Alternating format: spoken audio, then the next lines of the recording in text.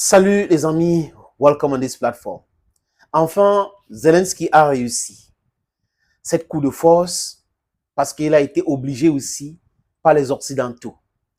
Lindsey Graham était à Kiev.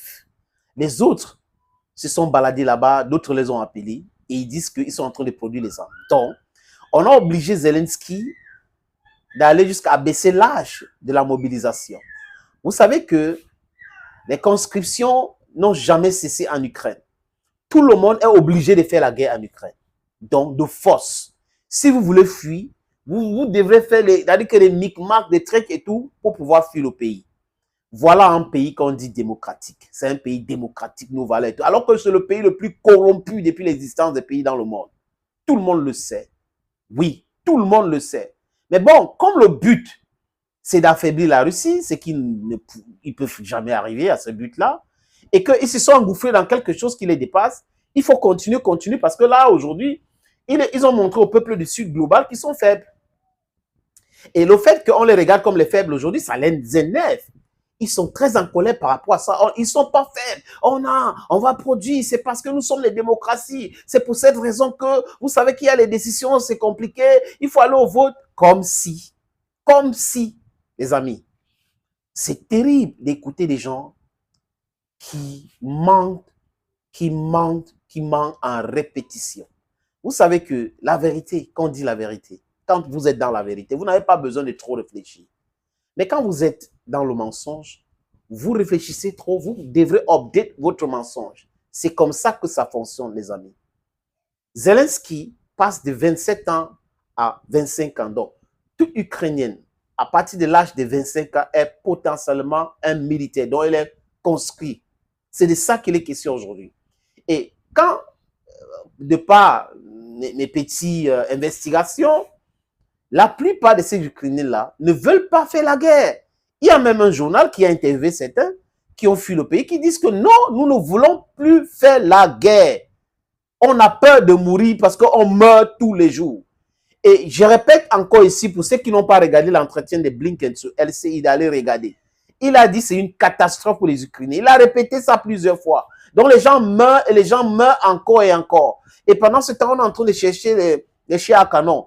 Donc, tous les jeunes Ukrainiens, imaginez les amis, que la guerre continue 10 ans et il n'y aura pas de garçons, les filles, ils vont commencer à chercher la destination d'Afrique pour la polygamie alors qu'on a tellement de filles aussi qu'on peut épouser. Vous voyez un peu. Donc, c'est un peu ça dans notre continent. Des choses qui se passent dans notre continent, c'est un peu ça. Nous avons d'autres réalités. Donc, on ne veut pas que... Parce qu'à un moment donné, elles vont commencer à dire qu'on va aller en Afrique, sur les réseaux sociaux, en train de chercher les Africaines. J'étais à Dubaï dernièrement, j'ai vu de mes propres yeux de ce quoi ils sont en train de parler. Donc, c'est un peu ce qu'ils sont en train de chercher. Ça va arriver. Ça va arriver. Les armes qu'ils veulent envoyer en Ukraine, c'est pour faire quoi? Donner aux gens d'aller combattre les Russes. Et comme les Russes, en termes de firepower, sont plus forts que les Ukrainiens, ça va donner quoi? Ça va donner les catombes. Désolé de le dire. Mais ça ne me plaît pas de dire ce mot, les amis. Ça ne me plaît pas de dire ce mot. Mais c'est ce qu'ils veulent. Parce que Zelensky lui-même, dans sa stupidité habituelle, avait dit que jusqu'au dernier Ukrainien.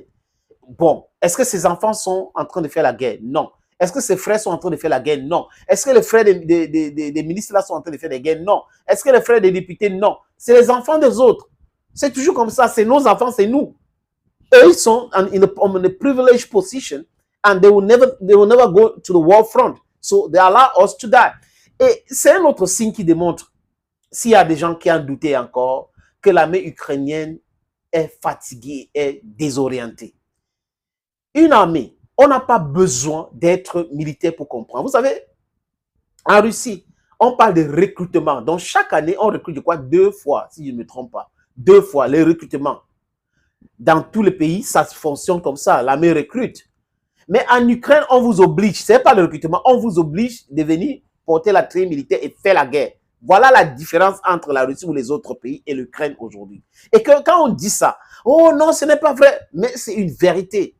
Et une armée qui se mobilise de cette façon, ça veut dire que cette armée est faible, désorientée, déconnectée et qu'on est en train de recoller les morceaux. Une armée qui se mobilise une première fois une deuxième fois, ou un pays qui mobilise pour son armée une première fois, une deuxième fois, une troisième fois, une quatrième fois, une cinquième fois, ça veut dire que les Russes tapent fort. Oui, ça veut dire que les Russes tapent fort. Et que, en termes de nombre, ça diminue. Et quand ça diminue, il faut encore recruter les gars, pour envoyer au front. C'est de ça qu'il est question, les amis. Mais pourquoi quelqu'un, quelque part, ne peut pas réfléchir que dompter la Russie, c'est une mission impossible? Elon Musk, qui n'est pas pro-Poutine, qui a aidé l'Ukraine au début de la guerre avec les terminaux Starlink pour l'Internet, a tweeté plus de 3 fois. Il ne fait que dire ça. Dernièrement encore, il a dit que ce n'est pas possible pour l'Ukraine de battre la Russie. C'est impossible. En termes de firepower, la Russie est au-dessus de l'Ukraine. En termes d'hommes, donc numériquement parlant, la Russie est encore comme ça. En termes de production d'armement, la Russie est encore comme ça. Comment donc comprendre que des gens qui ont ces informations-là peuvent prétendre vouloir continuer à faire la guerre contre une mastodonte pareil? Et Elon Musk dit, il faut faire la paix. Il faut aller faire la paix, il faut aller vers les négociations. Et il a averti que pour sauver Odessa, il faut négocier. Sinon, la Russie va récupérer Odessa. Et vous savez, il a les renseignements. Elon Musk a les satellites qui peuvent lui donner toutes ces informations-là. Et quand il est en train de parler, vous voyez, à l'époque, Zelensky l'avait critiqué, l'insulté même pratiquement, un ingrat. Voilà, il croque la main qui le nourrit. Et aujourd'hui, après la sortie de Elon Musk, il n'a pas voulu insulter ou parler parce qu'il sait que ce que Musk dit, c'est une pure vérité. C'était compliqué, les députés n'ont pas voulu, rada, mais un parlement, les amis, qui n'a pas été renouvelé par les élections, un président qui est illégal depuis le 1er avril, depuis lundi dernier, Zelensky est illégal, il n'est pas un président légitime. Et vous voyez que quand on parle de double standard, double langage et autres, ils veulent qu'on organise des élections au Mali, un pays qui est en insécurité divisée et qu'on est en train de combattre le terrorisme pour stabiliser le pays. Ils veulent qu'on organise des élections au Burkina Faso. Ils parlent des élections. Oh, ils veulent qu'on organise les élections. Ils veulent qu'on organise les élections au Niger. Tout de suite, oui, oui.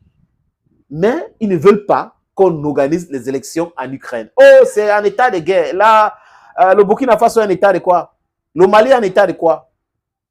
Le Niger est un état de quoi? Vous avez créé la situation de guerre dans ce pays. Mais vous voulez nous emmener dans vos banditismes habituels des élections qui ne servent absolument à rien, si ce n'est que servir votre intérêt. Thank you, friends, for always watching videos on this platform. Thank you again and bye-bye.